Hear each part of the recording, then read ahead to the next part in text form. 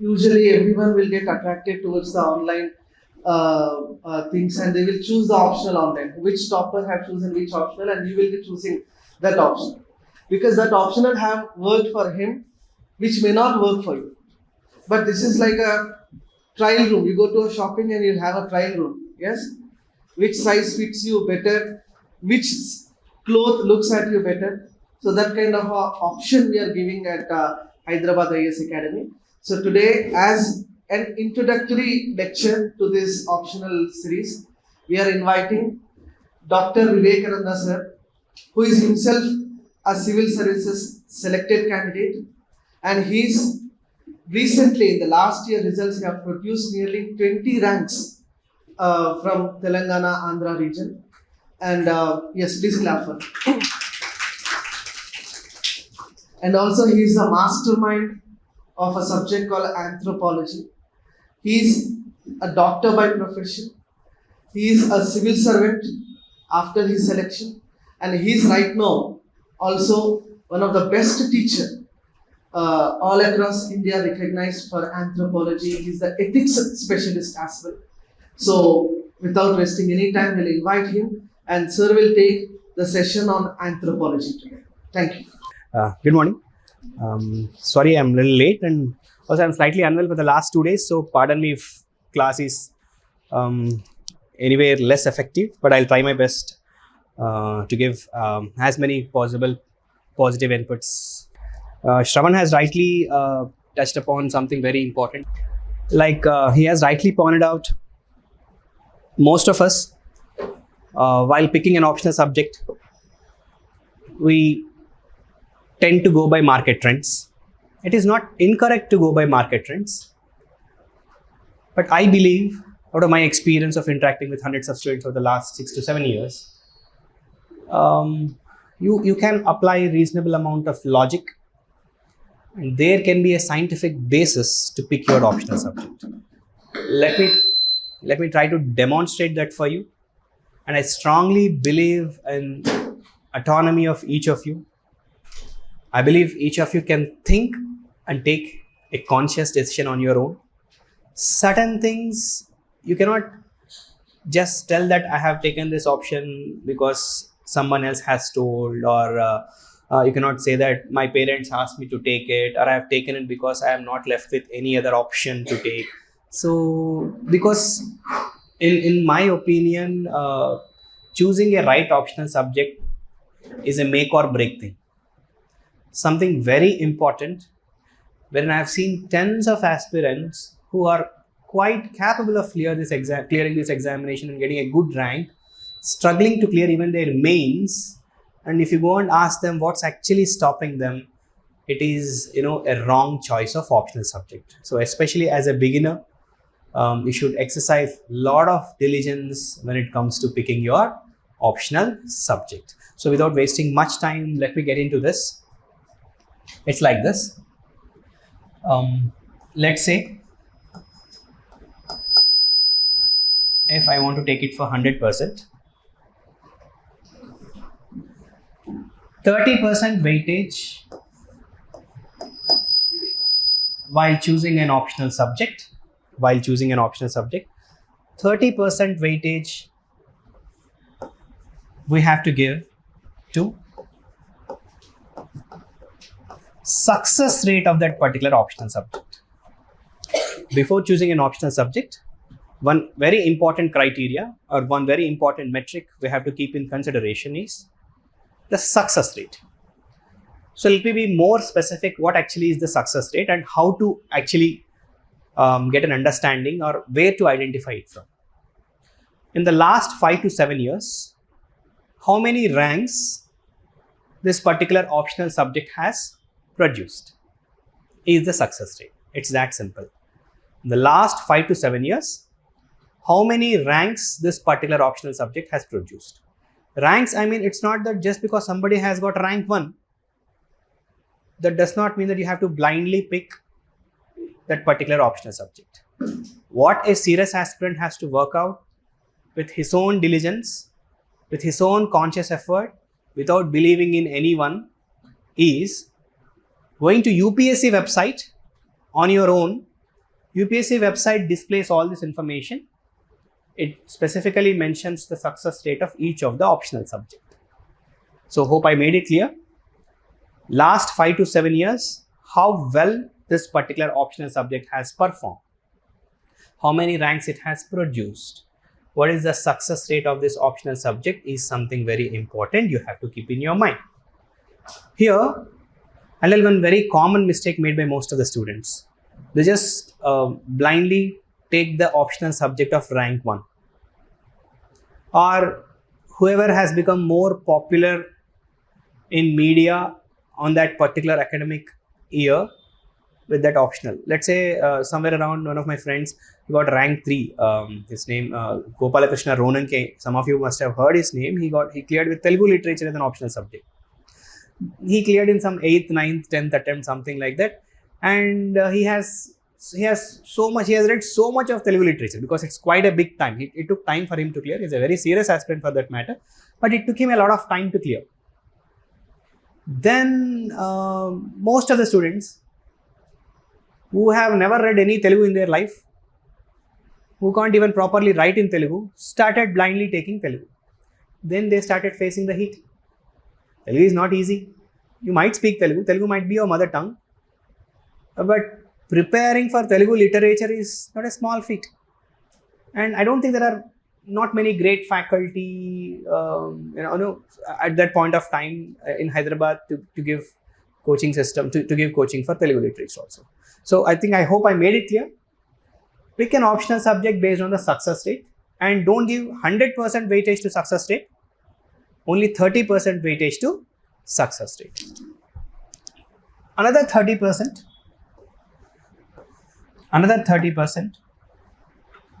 should be to your personal liking. Should be to your personal liking. Personal liking is easy to explain to you, isn't it? How much you're getting connected to that particular subject. As simple as that. Then you should ask yourself another very specific question. How do I know that if I have personal liking for this optional? One easy way, download syllabus. It's available to you free of cost on UPSC. Just go to UPSC website, download at least those optional subjects which you are considering to opt for, if not everything. It's not that randomly you need not download animal husbandry and veterinary sciences, not necessary. Whatever you want to, you at least have a preliminary idea of what you want to take, right? So download, look at the optional subject and try to think how familiar I'm feeling about it, or how much intriguing I'm feeling about it, how much interest this is creating in me. Hope you're understanding what I am trying to say. And again, I don't say that this is the only criteria, but this should be one of the criteria. Let's say you might pick one optional subject because let's say you might have liked the teaching style of the faculty, or the particular optional subject might have a lot of success rate, or you know somebody very close who has cleared with this optional subject. So you have immediate precedent, right? Like you have immediate experience with that optional subject and you tend to go with that optional subject. But the problem, it might backfire. So personal liking is not the only criteria, but personal liking can be one good criteria. And you take an optional subject, but later for some reasons, if you develop aversion towards it, or if you develop disliking towards it, it's going to be really bothersome. So exercise due diligence and observe if you have personal liking for that particular optional subject or not. For that, you have to give how much weightage? 30% weightage. Then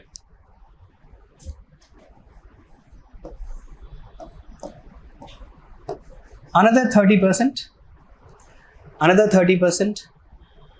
you have to give to the faculty. Faculty in what sense? Faculty in what sense? I mean the teaching skills, obviously. So you may be thinking, how do I know about the teaching skills? Nowadays, for that matter, most of the faculties, we put our videos on YouTube or most of the public platforms. Try to get access to them. Observe those classes Identify if you are getting connected. Identify if you are in that same frame of same line of thinking, or you are getting enough inspired or not. All these things, and also most importantly, the what do you call credentials in the sense his background, maybe academic background, not every time, but maybe academic background, success rate, how many ranks he has produced, how many serious aspirants trust him, how many toppers trust him, how many toppers have openly endorsed him. Not interview ranks, but how many ranks he has produced through his classroom program or his test series program. These are the real credentials. Hope you are getting my point. So do this nobody can tell you. Only you have to work up. You have to talk to some seniors in the market. You have to interact with some senior faculty. They may guide you, but I personally suggest each one of us have our own intentions. Let's say if you come and talk to me in 5 minutes, I can convince you all for anthropology. It does not take much time for me because this is my subject and I can tell all good things about this. I can easily convince you, isn't it? We are in the market for quite some time and we know if what we say, the student get convinced. I'm also a doctor, isn't it? So I have that skill better. Very simply, go to a doctor with a headache. Don't you think doctor can convince you to take a CT scan brain for a simple headache? Very easy, right? First, I'll say like this. It seems to be a small headache. I can just cure it for 20-30 rupees. Don't worry. But when you are leaving, I'll say, what do you do? You would tell, I'm preparing for civil services. Oh, you are preparing for civil service examination. I think this will bother you a lot. If you constantly keep getting headaches, it will have impact on your studies. Who knows, it may cost you a dream of becoming an IAS. Though I usually don't suggest this for everyone, because you're a civil service aspirant, for you I suggest to take a CT scan. Because your productivity is very important. I don't want to. Done. I know what your dream is. I tapped upon it. Gone. Without asking next second question, you will silently go get CT scan done and nothing will be there. It will be normal. I got my cut. And you also have that mental satisfaction that I got CT scan done. My brain is all good now. So, and the problem is you have watched a lot of smartphone. That's why you are getting headache. I won't touch upon that. I know the real reason. So this way, what I am trying to say is, don't blindly believe in anyone, or don't fall for marketing stuff and all. Talk to some senior aspirants or talk to some trustworthy people who is really aware of the credentials of the faculty and accordingly take a call. Okay. And yeah, you have to exercise that little bit of diligence, right? Because you're all adults and believe in your capability to take a conscious decision than blindly going on anybody's suggestions. So 30% for the faculty credentials. 10% I would suggest to give 10% to post-coaching support system. Post-coaching support system. So what exactly is this post-coaching support system? So once I'm done with classes, then you forget me, I forget you. Again, you should be busy running after other coaching center, their test series, their value addition material, their mentoring support. Hope you're getting my point. I believe not just taking classes would be sufficient. A student is a responsibility till he get a rank, isn't it? Any senior aspirant, of course, any serious aspirant, he also should be like that. He should maintain a constant touch with the faculty. And most importantly, a student should ensure that he should not only get coaching, he also should get post-coaching support system. So what exactly is this post-coaching support system? Simple. Mentoring, test series, maybe daily answer writing, value addition materials, PYQ discussions, PYQ materials. All these things will fall under the ambit of post-coaching support system. I believe this is also very important because this is the last mile, isn't it? The problem with most of the aspirants, it's not that they do not understand subject, they get easily drifted away. They lose focus. They lose focus because let's accept the fact that the civil services preparation is a long and tortuous journey. Lakhs of people start preparing for it. Ultimately, few thousands will remain.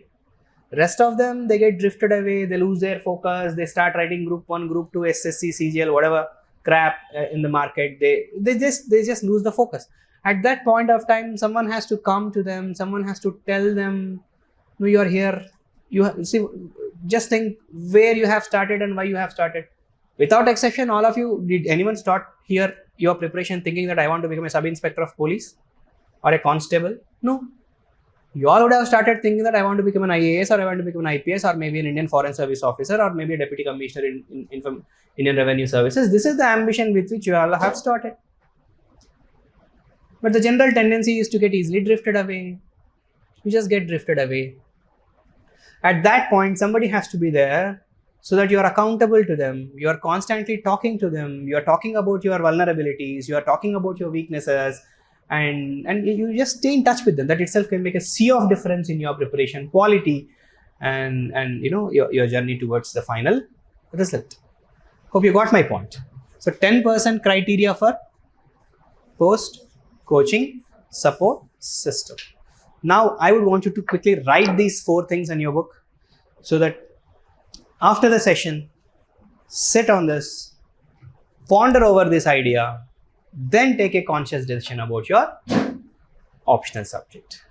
Because just because I am teaching anthropology, that does not mean that I have to directly start my lecture by telling all good things about anthropology, telling fanciful or fascinating things about anthropology and boasting about my credentials. No, that's not the right way. This is what every serious aspirant should be aware before picking his optional subject.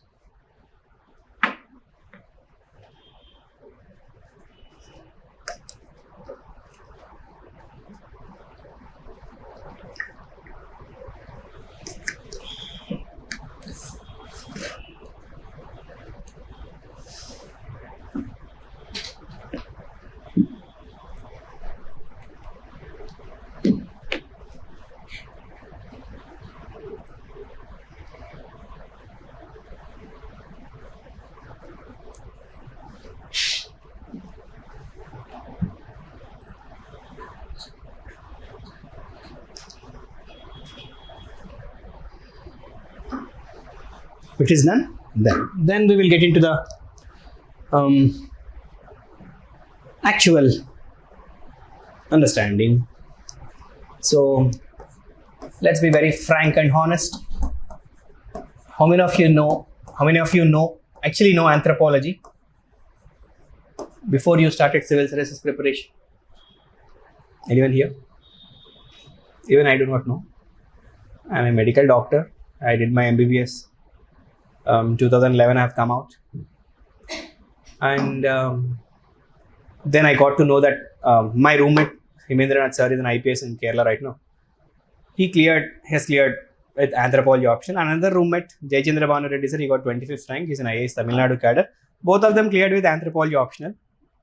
Then I got to know that there is a subject called as anthropology. Before that, never in my life I heard a term called as anthropology, and I believe it is same for more or less for all of you. So now let me give a little bit of sense of what actually anthropology is. In its simplest form, anthropology is the study of humans in totality.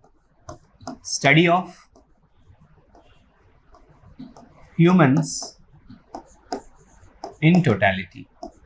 So, in totality means in total. It's not an exaggeration to say there is no other social sciences, subject which touches upon so many facets of human life as anthropology does. As most of you are beginners and you might not have gone through the syllabus, if you go through the syllabus sheet, you would realize that there is no frame of life of a human existence which is left untouched by anthropologists. Anthropology touches upon everything. It's like jack of all traits kind of optional it is. Like you have political anthropology, you have economic anthropology, you have linguistic anthropology, you have physical anthropology. Within anthropology, you have so many sub-disciplines it kind of touches upon every single aspect of human life. That makes it one of the most interesting and one of the most exciting among all the optional subjects. And I'm sure all of you at some point of time in your life, I think I should have shared this PDF with them. I forgot. It's okay, not an issue.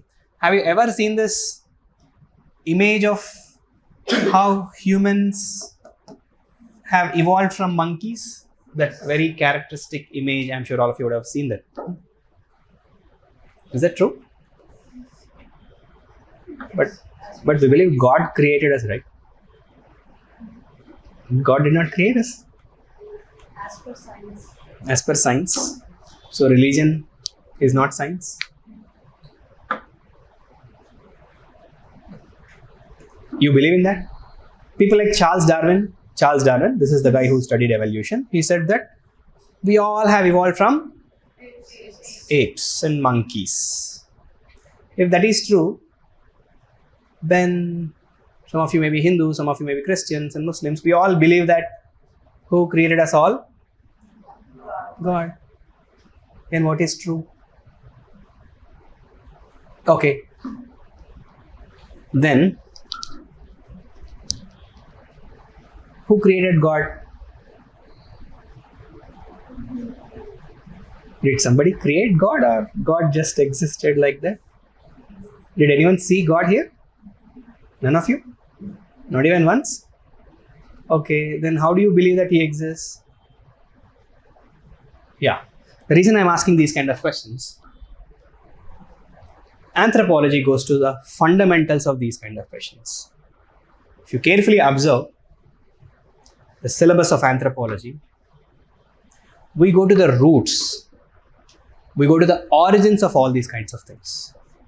Let's say, some of you must have seen some documentaries on Netflix or some other places about this evolution and all. But in anthropology, we provide very convincing and compelling evidences to all these kind of things.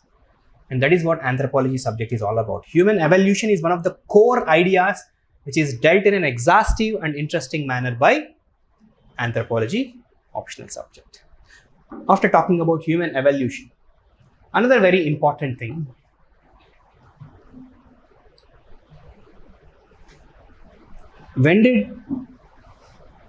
are you aware, in animals, it's completely characterized by incestuous relationship. Incestuous relationship means there is nothing like brother, sister, father, daughter, mother, son, nothing like that. Sexual relationships are not prohibited. Prohibited means there is nobody to prohibit. Incest is quite common in animals. But in human societies, starting from the most simple human society, like a simple society, to the most complex or advanced society, without exception, there is this concept called as incest taboo. Incest taboo. Taboo means what? Prohibition of incest. So, when did this first happen? In the course of human evolution, as humans are evolving, we were like animals. Maybe humans also might have incestuous relationship. But at certain point of time in the human cultural evolution, humans might have consciously chosen to not resort to incest and to prohibit incest. A cultural rule called as incest taboo has started, and the beginning of incest taboo is the beginning of the idea of marriage and family. Are you getting my point? Can you imagine this marriage and family with incest? Let's say there is a family, and in this family incestuous relationships are happening. Such a family will not survive. It will collapse. It cannot work as one meaningful or one functional unit.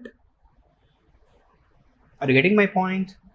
So, where did this transition from purely nature to culture happen? some around 8,000, 10,000 years ago, humans might have brought this cultural rule called as incest taboo, and that is where marriage, family, all these things have begun. Then okay, I spoke about marriage, I spoke about family. Then who are all these relatives? When did this relatives, all these things would have come? And when God would have first come? And when politics would have first come? And when something like an economic activity, all these things would have come from? Did you ever think? Think very carefully. What animals does? Wake up, eat, sleep, they have sexual activity, isn't it? They just eat, sleep, they have thirst, they have sexual drive. That's it. Isn't it? Do they have culture? They don't have any culture. No marriage, no family, no relatives, no friends, no God, no politics, no academic activity, nothing. We were like them. Then I told you when this marriage or family would have started, then when this religion, politics and all would have started. Till recently in human society, there are some societies, or even today there are some societies which just resort to hunting and gathering. You know, hunting, gathering means they have only one economic activity. What is that? They hunt for food, they gather some food, they eat. That's it. They don't do anything else. They just hunt, they just gather food and they eat it. They generally live in the remote forest close to the resources. So, in such a society, just imagine, is there any scope for politics? Why? Why there is no scope for politics? They don't? They don't store anything. Very good. Why they can't store anything? Why they don't store anything? They are not selfish. Very interesting. I'll come to that also. Think why they don't need politics. Okay, one thing, they don't have any technology. Okay, other than that. They don't want someone else to do what they want. They can do everything for themselves. They don't want any other person to do something. No, not like that. Every day is like a day one for them. Exactly. Why every day is like a day one for them? No, they don't think about future is philosophical. Let's be more practical. They don't have anything called surplus. They don't have the concept of storage. That's what. Because they don't have surplus, they can't store. First, somebody should have surplus so that they can store. They don't have surplus. They just go, hunt, eat it. Only when there is more than what is needed, they have to think of storing it. Think of storing means you have to develop a technology. And only when there is surplus, then I have to decide upon how to divide that surplus. Isn't it? When there is no surplus, when everybody has just what they want, they'll take what they want, they'll be happy with what they want. Only when there is surplus, then the discussion starts. Who should get? How much they should get? What are the principles based on which they should get? Are you getting my point? The discussion of, let's say if you are 20 people here, if there are 20 apples, usually there won't be much discussion. One apple for each one of you we can give, issue is sorted. But now let's say I have 80 apples and I have 20, and again you may be thinking we can give 4 to each of you. But let's say some of you may be a good student, a serious student, so you may deserve more. Some of you are not so good students, so you don't deserve more. Then the discussion comes. Who are you to decide who is a good student, who is a bad student? And what is your criteria to decide who is good and who is bad? let's say you are considering somebody good based on his academic credentials, or you are considering somebody good based on his attributes, or you are considering somebody good based on their physical looks. Are you getting my point? So this is politics. What's happening in the current society also is this. There is surplus in the society and there are politicians. And what are the politicians are trying to do? Very simple. They are trying to redistribute the resources to everyone in the society. Isn't it? There is surplus and the surplus has to be redistributed to everyone in the society. And that redistribution should be based on some principles or guidelines. If they randomly redistribute, people will say you are abusing power. Are you getting my point? And politics is all about that. Politics is all about, first thing, who should be given authority to redistribute. And after giving means elections. Based on elections, somebody will be given authority. Once somebody is given authority, on what principles or on what basis he should oversee this? Redistribution. That is what politics is all about. So we will go to the roots of origins of politics. When did politics first start? Why did politics even first start? How the first forms of political organizations were? Is an important thing we deal in political organization, in political anthropology. Then economic anthropology we talk about.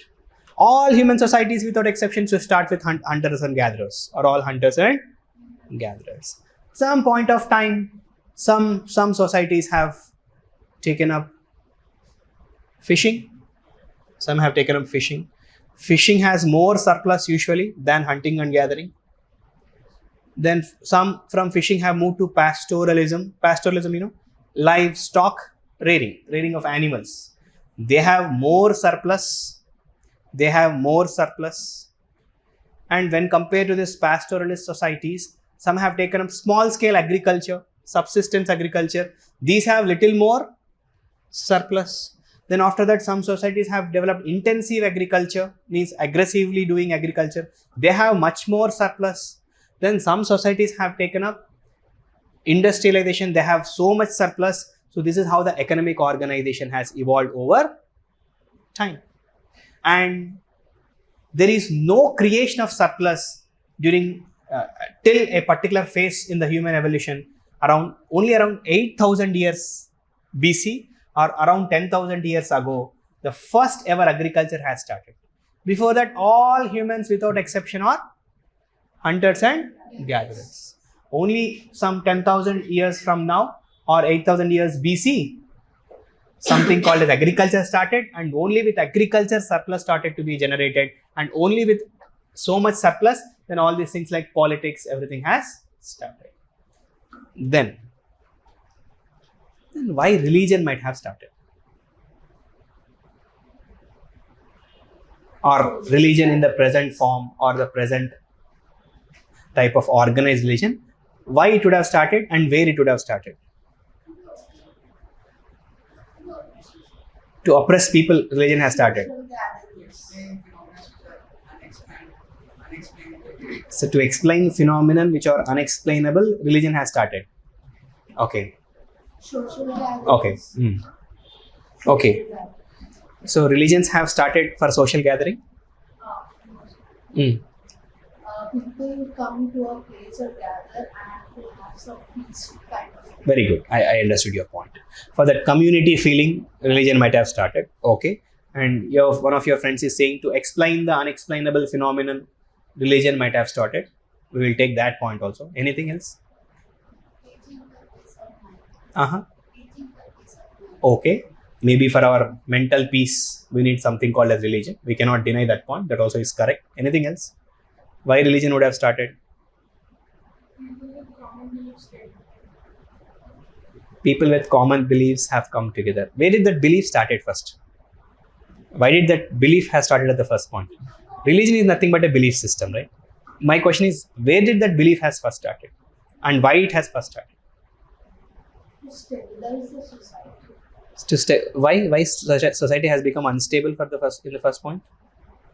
Like certain rules and guidelines so that people can be connected, constrained.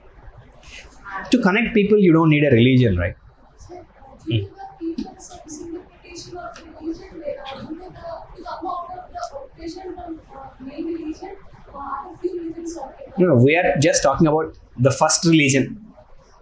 because of this increase Human in not fear about any natural phenomenon. Okay, He thinks as a superficial or rename it as very good, very good. So yes, you all have come up with multiple interpretations. I don't deny anything. Each of them is equally correct.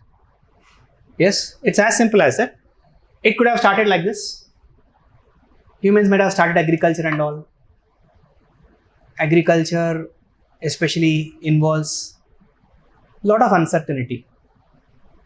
Even before agriculture began, some rudimentary form of religion might be there. But with agriculture, there is a lot of dependence on nature, right? Agriculture, a lot of dependence on nature. Rain has to fall, drought might come and hit, or a thunderstorm might damage all crops, isn't it? Or a landslide might occur, and many things may happen in the nature. But the intellect or the knowledge which humans have at that particular point of time could not explain. With our reasoning, with our logic, with our capabilities, a human could not explain how the nature is working.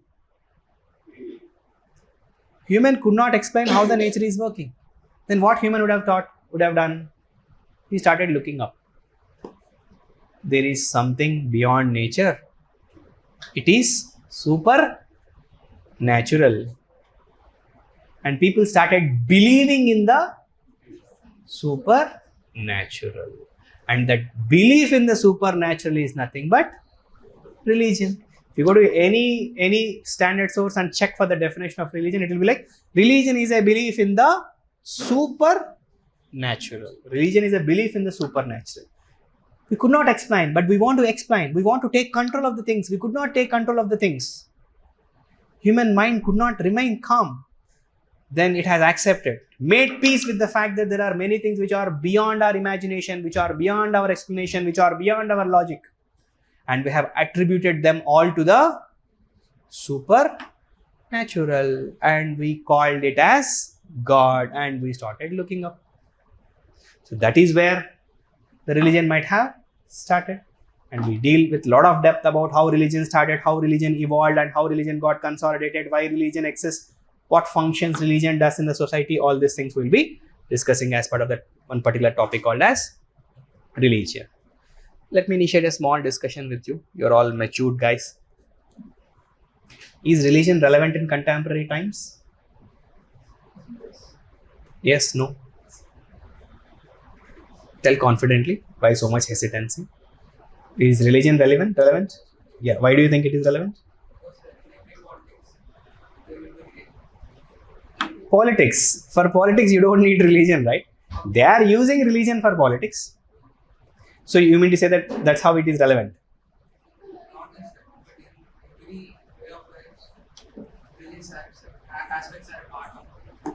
No, just because they are a part of it, does that bring them relevance? Relevance means what? Utility. In your life, is religion helpful? Not much. People fear for God.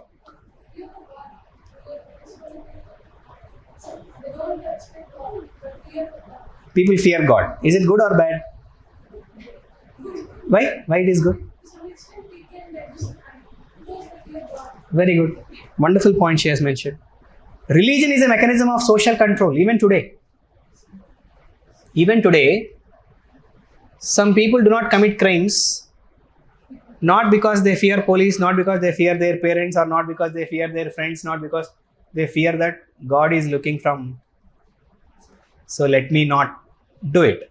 But let's say if an individual is naturally a virtuous individual, means somebody with good virtues, then to bring social control, religion has no role. We have to accept with her that religion can bring social control. But if that's the case, then how come all the crimes are happening? Means those people don't fear God. All of you sitting here, how many of you have not done bad things because you fear God? You are doing right. Though you know that God exists, you may be thinking, okay, he's taking an account, we will see after death. For time being, let me do whatever I want, isn't it? Okay, one point taken. Religion even today has a role to play in social control. We have to accept it. Any other relevance to religion? It guides an individual morally. It guides an individual morally. We have to accept with that. Because religions are not just about spirituality. So religions are not just about rituals. It's not coconut breaking. It's not incense sticks. It's not praying to God. Religion is much more than that. Religion is a high-end ethical system. Religion is a high-end ethical system. All religions have embedded within them high-end ethical principles. You take Hinduism. Hinduism has taught humanity what is tolerance. You take Islam. Islam has taught the world what is egalitarianism, what is equality. You take Christianity. Christianity has taught to the world what is love and what is service. Jainism has given to the world what's the idea of anekantavada. Means belief in multiple viewpoints. Not just only your point is correct, my point is correct. Each viewpoint has got its own validity. Such a wonderful principle. Respecting or asking us to all respect the pluralism. All these things will be dealt in your polity also. So these are wonderful things which are embedded in each of our religions. So religions are high-end ethical systems. And none other than people of stature of APJ Abdul Kalam has come out in open and said that we have to open spiritual centers in all higher education institutions. And every student, every individual should be aware of all the religions. Not just the religion to which he just belongs to. And again, in his words, religion means not this coconut breaking or lighting of incense sticks or camphor. That's not the religion for him. Religion is the spirituality associated with it and the ethical component associated with each of these religions. Hope you got my point? Yes. Then yes? Yes, it's a wonderful thing, right? Religion creates a feeling of community. Creates a feeling of community. Means for people to come together at one place, to have that social solidarity, and to have that feeling of oneness. See, the present society is suffering from this loneliness epidemic. Most of the individuals, they are suffering from loneliness. You have social media on which you have hundreds of people who are your contacts, but you don't know whom to fall back, or you don't know whom to talk out, or you don't know whom to express. Why is this happening? It is often said the society is suffering from loneliness pandemic. The feeling of community has gone. People all have become increasingly individualistic in their viewpoint. People have become increasingly selfish, self-centered, egoistic. At that point of time, religion can humble us.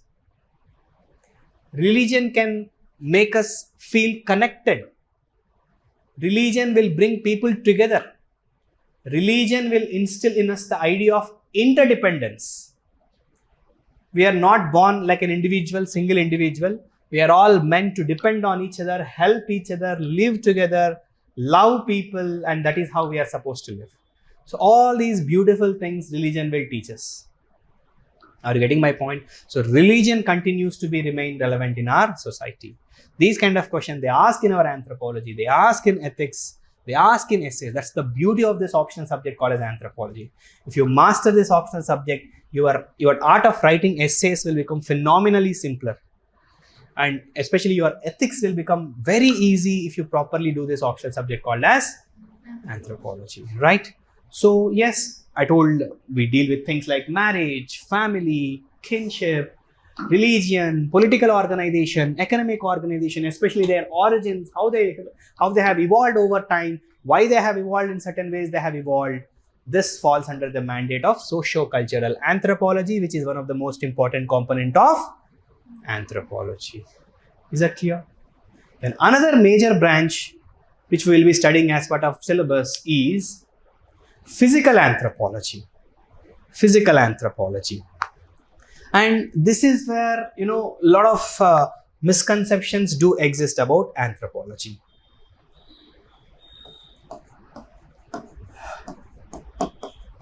There are some people who brand anthropology should be taken only by students with biological sciences background.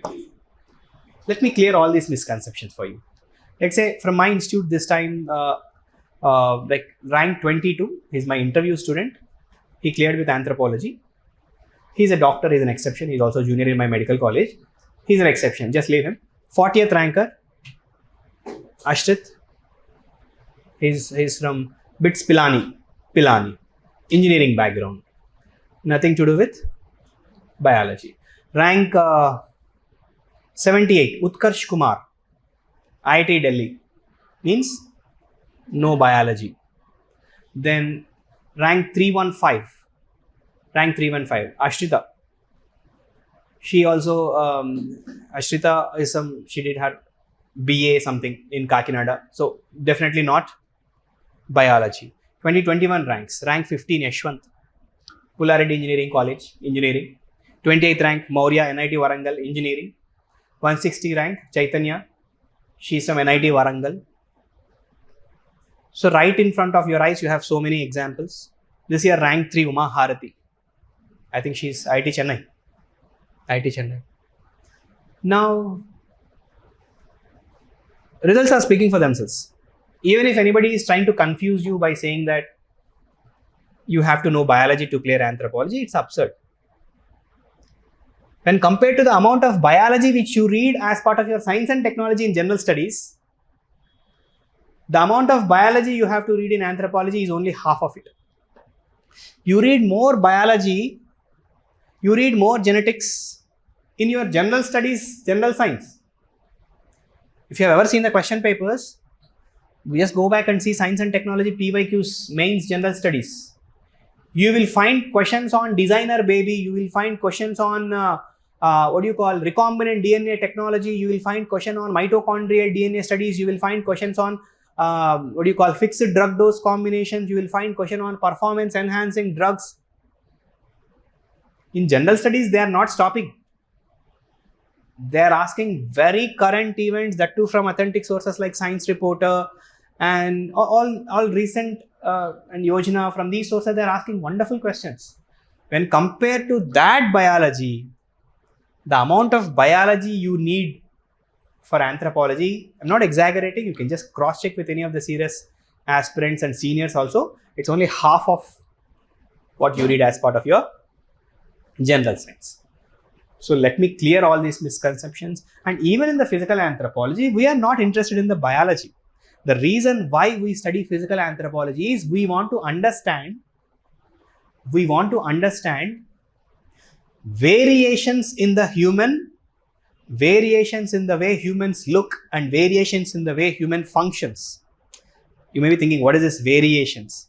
Simple. The primary mandate of anthropology, apart from understanding the origins of marriage, family, social, political ordination, economic ordination, all these things, anthropology also want to understand the cultural diversity in the society. Anthropology also wanted to understand the cultural diversity. So what do I mean by cultural diversity? What do I mean by cultural diversity? See, we all may be thinking that ours is a patrilineal family, right? Patrilineal means who is authority generally in homes? Fathers. And there are many societies in the world in which fathers are not the head of home, mothers are the head of the homes. And you got whose surname? Your father's or mother's surname. And generally the property you will be inheriting is from your father's side or mother's side? Father's side. Why not mother's side? Why did you not get your mother's surname? Are you getting my point? So like this, but there are some societies in which an individual gets surname of his mother. An individual inherits property of his mother. And at household, mother will be the dominant authority. So we try to study about all these societies. And this is how anthropology is interested in understanding the cultural diversity among the humans. Just like anthropology is interested in understanding the cultural diversity or cultural variation in humans, similarly, anthropologists are also interested in understanding the physical variations in humans. The next possible question, what is this physical variation? All of you look alike? You don't look alike. Is there any similarity between you and a Kashmiris? All Kashmiris look alike? From here, at least. Just by looking at somebody, you can say that this could possibly be Kashmiri. looking at somebody, can you probably say this might be somebody from Northeast India? Looking at somebody, can you say that she must be an European? Looking at somebody, can you say they must be from Arabian country? Just like that, looking at you, they may be in a position to tell these must be Indians. Looking at you, they may be in a position to these must be South Indians. Do you look like Kashmiri girls? Do you look like Kashmiri boys? Maybe no. Do you look like Northeast Indian boys or Northeast Indian girls? No. So there is a lot of variation, physical variation in height, weight, skin color, hair color, eye color, and not just those we see externally, and internally also there are the way the skull, the shape of the skull, there are some variations across the human populations, and this has a lot of utility. That primarily is the mandate of physical anthropology. So physical anthropology would be primarily interested in understanding that physical variation across the human populations. Okay, yeah, sorry.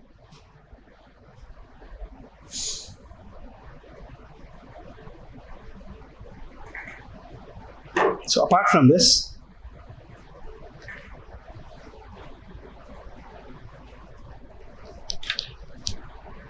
you also have, as part of anthropology, two other most important components, that is Indian anthropology and also tribal anthropology. Indian anthropology and tribal anthropology. So what is this? Indian anthropology is nothing but it's an extension of socio-cultural anthropology.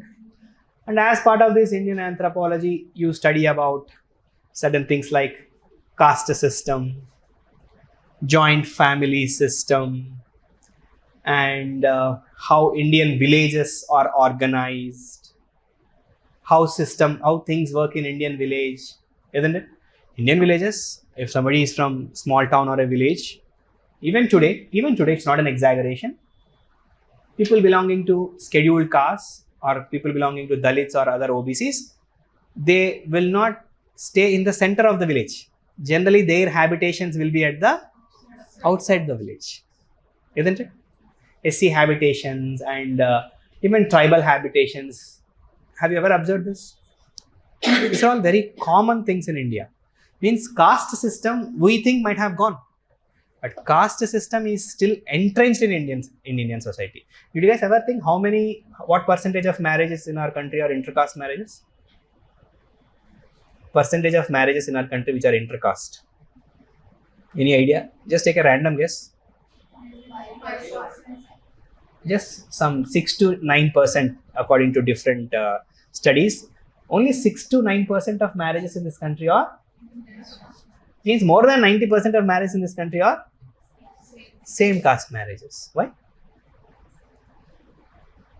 You're all educated people, you know that caste system should not be there, all these things you read, and you're all preparing for civil services, and tomorrow after getting service also the first thing you would be looking is some rich girl in your caste you want to marry so that you want to get a lot of dowry. This is what generally people do.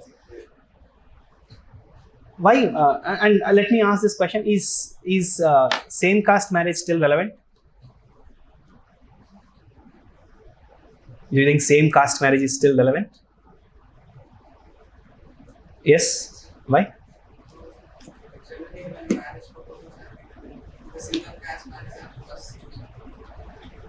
No. Chosen is different thing. You think why? Why should you choose somebody from the same caste? They have what practices? Deity. Okay. Same deity. Which caste has? Okay. Okay. On what basis two individuals should come together? Relation should be based on love, romance, bonding, understanding, trust, isn't it? Should two individuals have same religion for them to live under one roof? No, don't hesitate. You can just. I'm not arguing with you. I'm just asking you a question. We don't require. Then you don't require same caste marriage. Chosen. Who is choosing?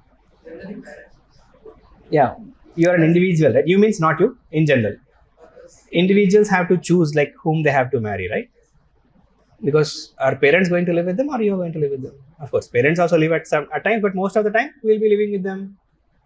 You will be living with them, right? Then who should choose? Individuals should choose. Then parents have no role in marriage. Why?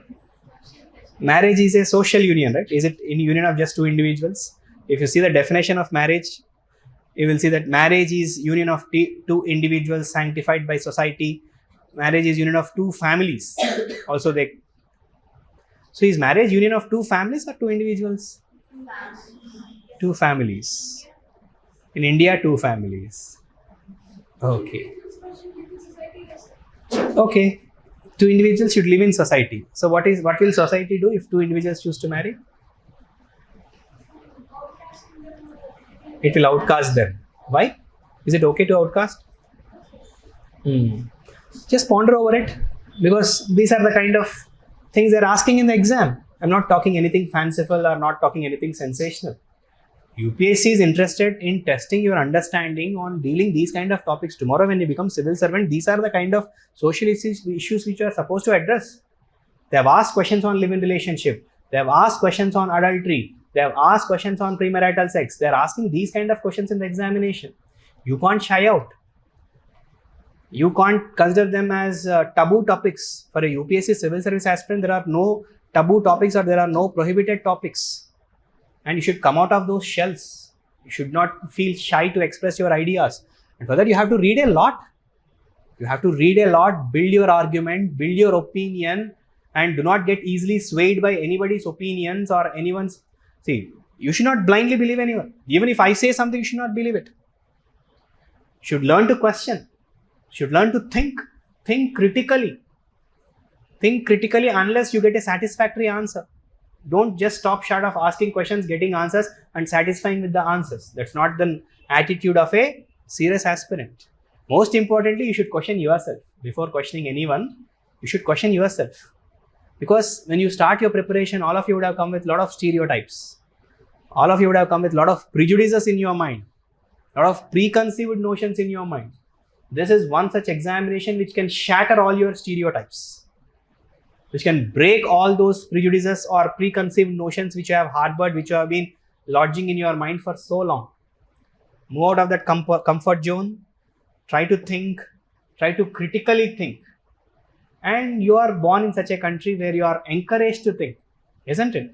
This country always encouraged dialogue. Only the recent education system has spoiled it, isn't it? Even gods are not spared in this country. What is Bhagavad Gita? Bhagavad Gita is a dialogue. Arjuna is not satisfied with the answers of Krishna. He kept on asking questions till he get a satisfactory answer. So this society always encouraged dialogue. This society always encouraged debate. This society always encouraged deliberation. You should be one such individual. And especially the socio-cultural anthropology and the Indian anthropology with the topics like caste system, minorities, religious minorities, demographic anthropology means population studies, and village system, joint family system gives us a lot of scope for very healthy and engaging debates and discussions. Hope you are getting my point. Yes. Now I did not still get my answer. Are intercaste marriages still relevant? What do you think? Are they relevant? Habits are different in ways. That's what habits? Food habits. Practices. You can accommodate, right? It's okay. Let's say two partners, one is non-vegetarian, other is vegetarian. Let him eat what he wants. But that compromise. Let them compromise. They should compromise, right? Why are they not compromising? Is it good that they are not compromising? Which is good, accommodating or not compromising? Then They have to give adjustment lifestyle. what adjustment life? They have to rotate, they have to compromise. If it run by normal attachments, Mm. he will not eat anything, they will eat anything. They have to compromise in the food habits. Why? Why should they compromise? Let them talk out and let them accommodate to each other's food habits, right?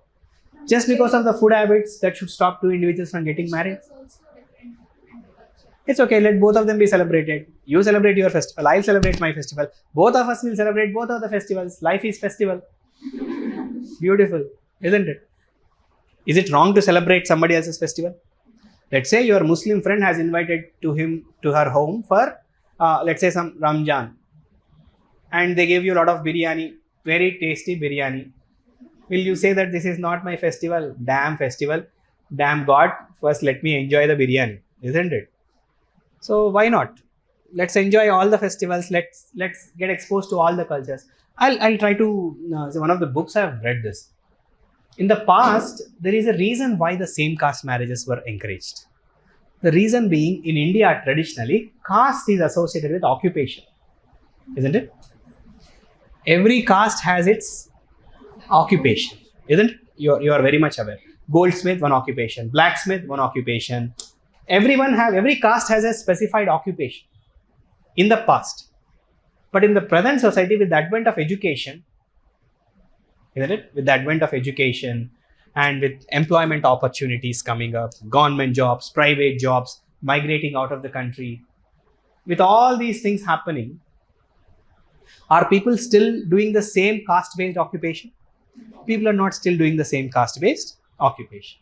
Now, in the past, there is a reason why a boy used to prefer to marry a girl of his same caste, because there is nothing like a factory or an industrial setup in the past. House itself used to be a factory. If he's a blacksmith, in the backyard, he'll be manufacturing pots. If he's a goldsmith, in his house itself, he'll be manufacturing gold. He may belong to any caste. There are no separate factories. There is no separate manufacturing places. House itself or backyard itself is the manufacturing unit. And this is the economic activity for him, for his sustenance, which is most important. This is important. If this economic activity, basic economic activity is gone, the family will fall on the roads. And this girl who is growing up with his family members, she knows how to take care of all that economic activity also. Are you getting my point? A girl who is growing up in a priest family, from her childhood, she would have observed how her mom has arranged for her father everything so that her father can take care of his economic activity properly. Like this, irrespective of which caste they belong to, mother used to play a predominant role in economic activity by facilitating father to perform economic activity. If mother is not facilitating, the economic activity will stop. Which means mothers used to have a predominant role in the economic activity. And these children used to learn from their mothers how mother is organizing all the activities so that the economic sustenance of the family goes in a continuous manner without any interruption. Now, you don't have such a thing. You got my point? There is nothing like a caste-based occupation. So these girls need not be trained in those things which are necessary to continue the economic activity, which is fundamental for the family to sustain. Are you getting my point? So there is one argument which says same caste marriages. All these things which you guys are mentioning, habits or these things can be tolerated. If an individual is open-minded, he is receptive, he is accommodative, these things can be taken care. These are not such a major things which has to be highlighted to stop intercaste marriages. Okay? The thing never gets swayed by emotions. That is something very, very important. As a UPSC civil services aspirant, sometimes there is a possibility that for certain things you get emotional or you bring your personal experiences. That's not correct. Especially tomorrow when you become a civil servant, you have to take decisions in a very fair-minded manner, in a very rational and logical manner. You should not bring your personal biases, personal experiences, personal identities before taking a decision. Decision should be objective, decision should be bipartisan, decision should not be based on any kind of subjective considerations or interpretations, right? So, hope I made my point. And the reason why I'm discussing all these things is this is the scope we have in socio-cultural anthropology. As part of it, we have Indian anthropology. Another most important component of anthropology is Indian anthropology. Indian anthropology. Indian anthropology. So, tribal anthropology. Tribal anthropology, in this we study a lot about tribes. another interesting area. Most importantly, we study about the problems faced by the tribes, like the poverty, unemployment, loss of culture. And it's very easy among all the four because it has a lot of overlap with what you generally read as part of your general studies also. Largely, we deal with the problems faced by the tribals, the protections we have given to the tribals, or the safeguards we have given to the tribals, and the measures we have taken to protect the tribals. That is largely the mandate of this topic.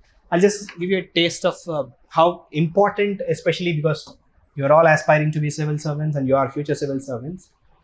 This case study I've recently read in one of the newspapers, like the plight of tribals. I'm sure some of you would have also traveled. There is this 4-lane highway connecting Hyderabad to Bangalore. Are you aware? Like it passes through places like Kurnool, Anantapur, and in this highway between Hyderabad to Kurnool, if you are somebody from Telangana, you must be already aware, there are many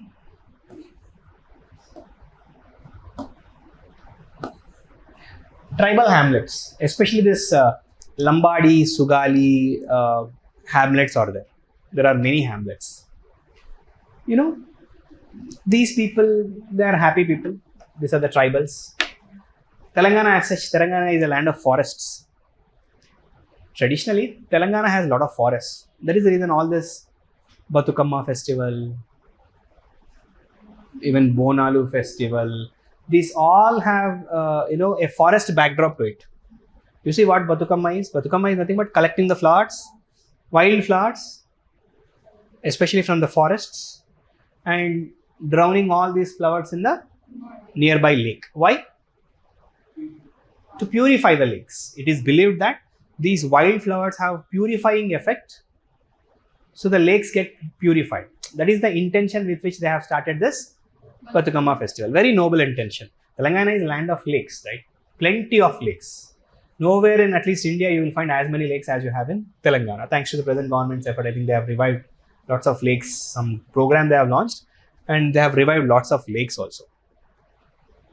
And the point I am trying to highlight is, yes, there are lots of forests in Telangana. Telangana does not have much agriculture traditionally. Reason being, one, the terrain is such that it did not facilitate construction of irrigation, or there might be some political reasons. Political reasons are relatively recent. What has happened over the last 50-60 years? Let's not get into that, because in anthropology we go lakhs of years behind. No KCR, no Jagan, nothing for us. We talk about the times where people did not even have clothes to wear. So for us, no political, nothing politics for us. Anyways, coming to the point, traditionally Telangana does not have much agriculture. Barring few pockets, most pockets of Telangana is largely for. The point I am trying to highlight in this context is, these tribals, they are dependent on forest for their livelihoods.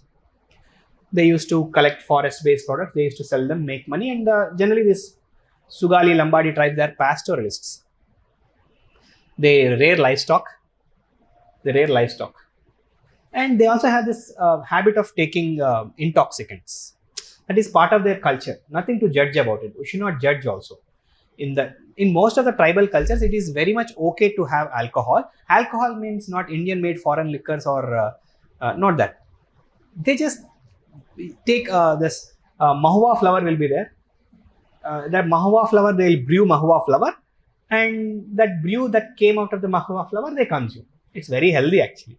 It also has intoxicating effect, but otherwise it is full of calories. It's calorie dense, it's nutritious, and it's healthy.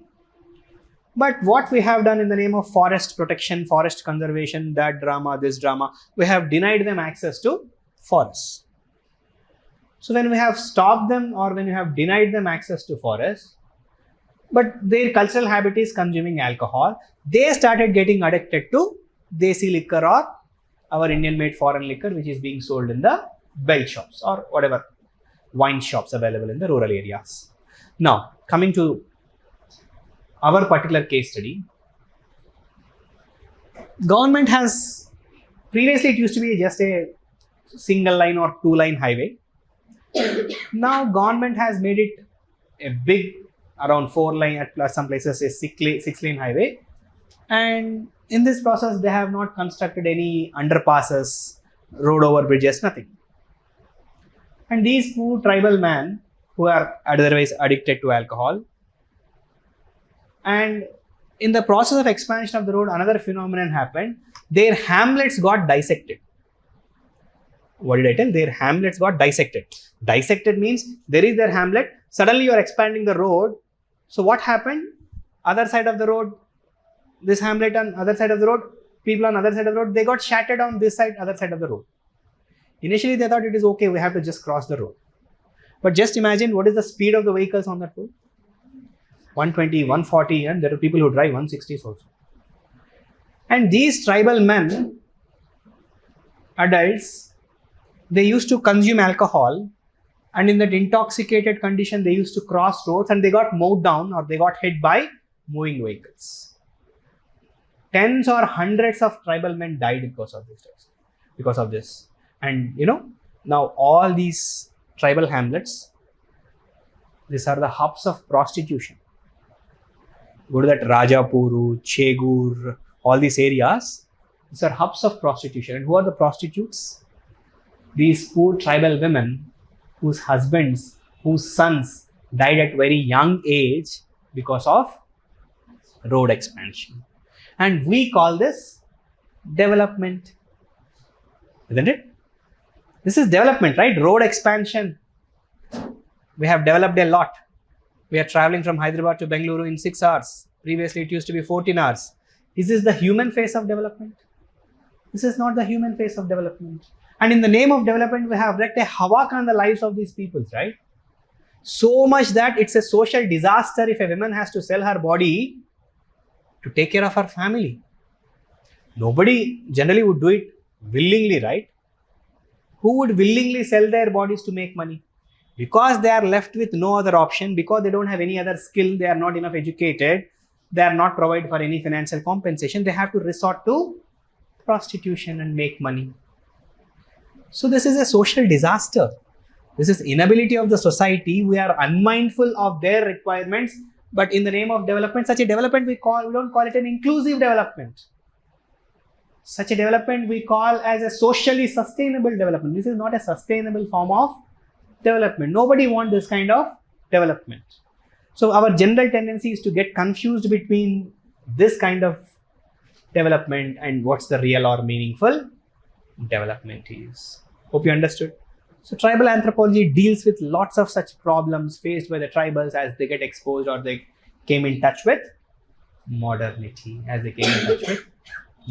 So this sums up largely the 4 important branches of anthropology for you. Or 4 things which we deal in anthropology: sociocultural anthropology, physical anthropology, Indian anthropology, and tribal anthropology. I have not done topic by topic analysis. Actually, I have done around 20 hours of familiarization sessions on anthropology. You can just open my YouTube channel, Reflections HIAS Academy. In this YouTube channel, especially for the sake of beginners, I have done a 20-hour awareness session, because anthropology is not something which can be condensed in 1.5 hours or 2 hours. If you are considering anthropology as an optional subject, try to watch those videos. It will not take much time. It's all about next 10 days, give 1.5 hours on daily basis, just 10 videos. Go to the channel and search it. You will find those optional anthropology awareness session 1, session 2, session 1 to session 10 will be there. Watch each one of them, understand them, try to understand them, take some notes out of it. Then I'm sure you all will develop good connect to this optional subject called as anthropology. Yes. Any other questions which you want me to address?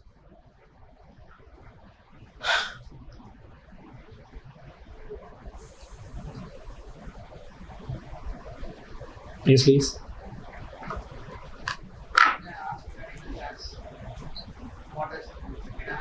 Yeah, you can. Why hasn't scarcity given birth?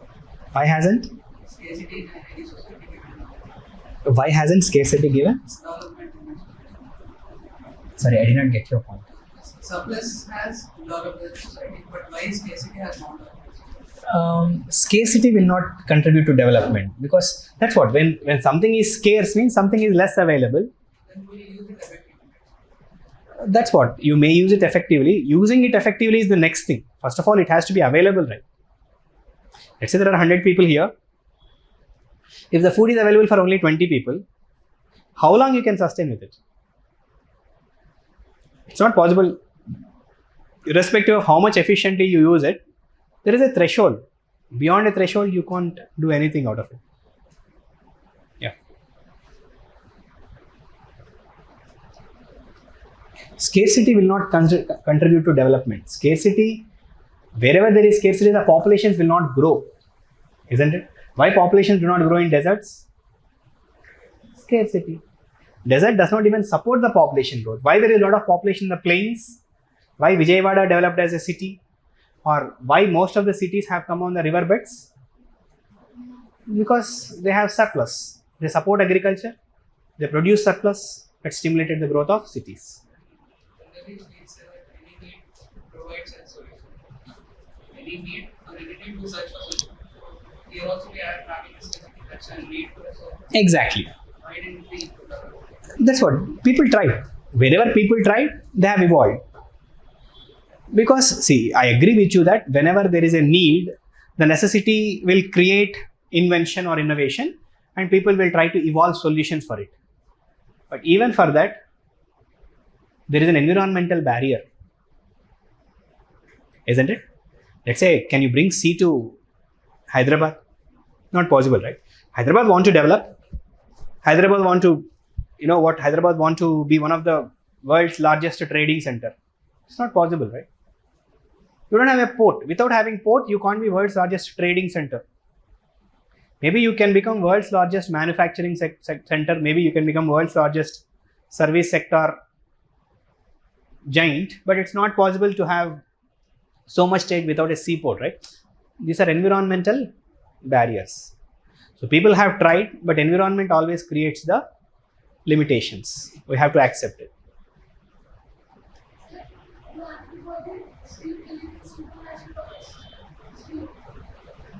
Still, no, anthropology will not take any stand. In anthropology, we discuss these things.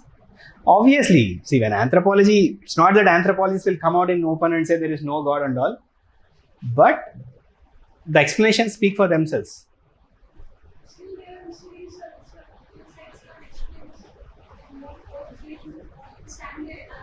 That's not the domain of anthropology. Mysteries are not the domain of anthropology. Babas will take care of it. As simple as it. Sorry? It's a combination of static and dynamic. I don't say that it's completely static. I also don't say it is completely dynamic. It's a combination of both. Maybe 20% dynamic, 80% static. Yeah. 20% dynamic will be there. Don't think that even if somebody has told you that anthropology is completely static, no, not appropriate. Definitely it has a lot of dynamism. 20% of anthropology has dynamicity to it. Theories? Yeah, anthropological thought. For that matter, all social sciences have this thought, right? Political thought, administrative thought, sociological thought. We also have thought. That's what I have not taught other optionals, nor have I read other optionals. But I believe anthropological thought is quite intriguing, because anthropological thought, we kind of go into analyzing culture. How did culture start? How did culture diffuse? All these things we generally talk as part of the thought. Thought is one of the most interesting in anthropology. That much I can say. But I don't know, I haven't compared with any other optional subject. Yeah. Thought is there and thought is interesting.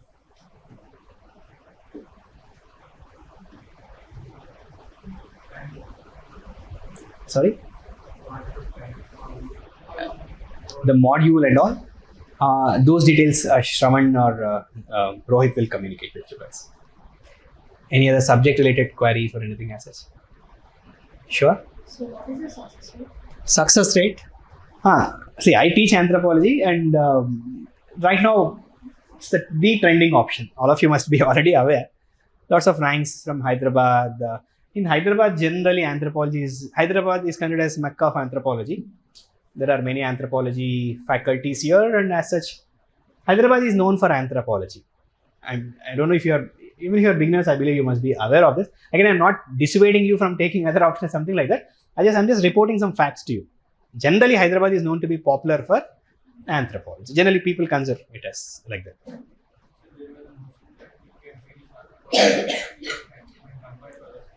That's what it's very personal. Of course, this is relatively easy. You can complete it in 4 to 5 months. It depends how much time you give, how much sincere you are about that. If you're not sincere, you take 2 years, 3 years, you can't complete. If you're a serious aspirant, yes, in 5 months you can learn a lot of anthropology, no doubt. And I believe all of I don't think you must be giving your 2024 prelims, right? Are you giving 2024 prelims? You are giving 2024 prelims. Okay, right. Because your PCM batch is happening right now. Okay, recently it has started. Okay, fine. Then any other? What ma? Reference books. That's what. In anthropology, generally we don't read anthropology book-wise. We read anthropology topic-wise. Hope you got my point, ma. It's not that I can give you a list of 8 to 10 books. You guys go buy it, read it. That's not the way anthropology works. I generally suggest students to read anthropology topic-wise. For every topic, there should be a base notes. And I want students to have their class notes as the base notes. And for my students, generally, I give class notes. I give a image-based notes. I give a text-based notes. And I gave you PYQ documents of all the topics. This is more than sufficient to start with. If you have done with all these things, and if you have more energy, more time left, definitely I'll be, based on that individual topic and its relevance, I'll be suggesting books as and when. Otherwise, the popular books, you just Google, you have hell a lot of books, but I personally don't suggest to buy all of them at one go. It's not like in your school times or in your +2, you go with your dad, buy all the books and come home. Such a kiddish stuff will not be applied for anthropology. Buy it as and when it is required and as and when it is suggested.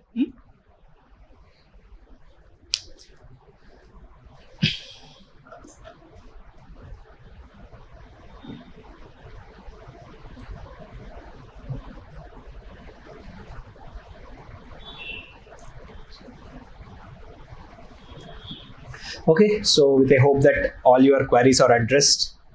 And if your time permits and if you are serious about anthropology, try to watch those videos. Then you will get much more comprehensive understanding and clarity on anthropology optional subjects. Okay, yeah, take care.